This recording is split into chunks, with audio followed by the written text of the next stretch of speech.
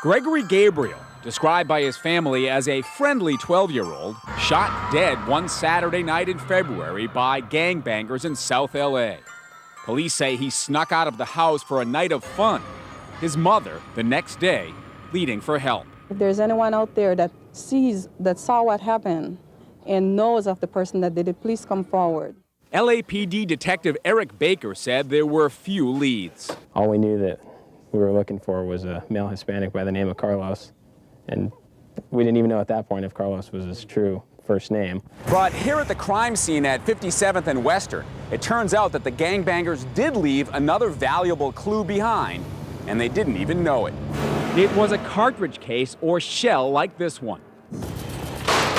It all starts back to the firearms and how they're made. LAPD criminalist Rafael Garcia shows us how every gun leaves marks on bullets and casings, and just like fingerprints, no two are exactly the same. We look at those marks and use those to identify the cartridge cases back to the firearm. Using a microscope, you compare marks found on a casing at a crime scene to a computerized database of 250,000 samples of guns or other casings confiscated in crimes.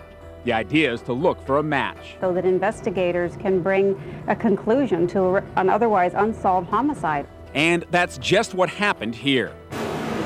Days after Gregory Gabriel was shot in South LA, there was another apparently unrelated shooting. The bullet and casing recovered and tested. That gun was used in that witness intimidation. No one was hit. The round went through the back of a car seat. And the computer system worked just the way it's supposed to. The evidence found at that new shooting matched the evidence found at the Gregory Gabriel crime scene. Looked at it under the microscope, and I was able to determine that they were, in fact, fired from the same gun. And that's when we started putting it together. So from there, detectives were able to track down two known gang members, Carlos Argueta and Enrique Gonzalez. Police say those two suspects have confessed to the Gregory Gabriel murder. I can't think of any other way without computers and without a system as advanced as ours that we possibly could do that. Without it, we wouldn't have been able to make that connection.